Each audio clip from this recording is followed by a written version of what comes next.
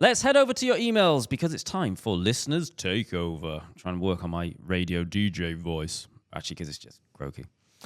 This one's from Roth. Roth? Just like a pro radio DJ. This one's from Ruth, who says, "Hi, Wild Ones. Love your podcast and all your bike trips, Francis. My husband and I just retired and we are taking a very long trip across the States on our bikes. I can't decide whether or not to film our trip. One moment, I am all for bringing a video camera like the DJI. The next moment, I think, should I bother? I'm highly unlikely to start a YouTube channel of our trips, so not sure if it's worthwhile. On the other hand, family and friends are keen for us to document our adventure. I guess if I have it, at least I can film the trip, but is it an indulgence that will only take up space? I would love your thoughts. Thanks again for another great podcast. Warmest regards, Ruth." Well, who has experience of filming trips across the USA? I assume Ruth is not going to try and film a video every single day, which would be difficult and a nightmare for someone who hasn't done 1,000 of them before. But if you're going to just take a few clips during the trip, the DJI doesn't take up much space. Or even better, if you've got an iPhone, just use your iPhone because the quality of those is better than an action camera now. Yeah, I think my gut instinct is, again, as someone that's like documented lots of cycling stuff, making a video of a trip that isn't just going to be so rubbish that it's pointless ever looking at it again is a lot of work and a lot of skill. But taking photos is easy. My gut is document it in photo rather than video. And still use an iPhone. Still use an iPhone, yeah.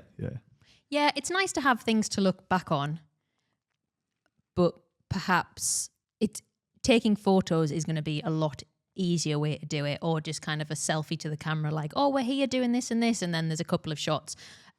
I guess your family and friends probably aren't expecting a 2-hour feature-length film, but if you're filming stuff in a way that it's going to detract from your trip, if you're having to stop and place your camera on your bike and get the perfect shot and then watch it back and I would say all that's going to do is detract from you being in the moment and enjoying your trip. Yeah, I definitely agree with that because I've been on trips or I've just done things on bikes and my entire memory of it is through an LCD screen. And like you don't end up actually appreciating what's going on because you're looking for like, oh, that's a good frame there, that'll make a good photo, rather than like, oh, actually where I am is lovely, and you stop looking around at all the nice things because you're just looking for the next shot and the next bit of the story. If I was going to do something for me that was for my enjoyment, I would never document it. I would probably take a couple of photos because I enjoy personal photography, but I would definitely not make anything that was proper off the back of it. That is work as far as I'm concerned, and the amount of effort and energy I would have to put into that for it to be a product or a quality that I liked, even if it was just for me, would detract from the whole point of doing it in the first place. Yeah, because the other potential issue is you record everything and you come back with hours and hours and hours of footage. If this is a long trip, what are you going to do with it then? It's going to be a mountain of work to get it done. You know, if this is something that you enjoy doing, but I don't know, everything kind of points to the fact that it's maybe an unfamiliar thing and you're trying it for the first time. If you want to know what it's like, go out for a ride, or go out for a ride on a Saturday, go out for a ride on Sunday and try and film it and tell a story and work out what you're going to do with it. But I think it's a lot of work. Listen, if your family and friends want an adventure, they can do their own holiday, I would say. But they're also surely going to be happy seeing a couple of pictures of you having fun.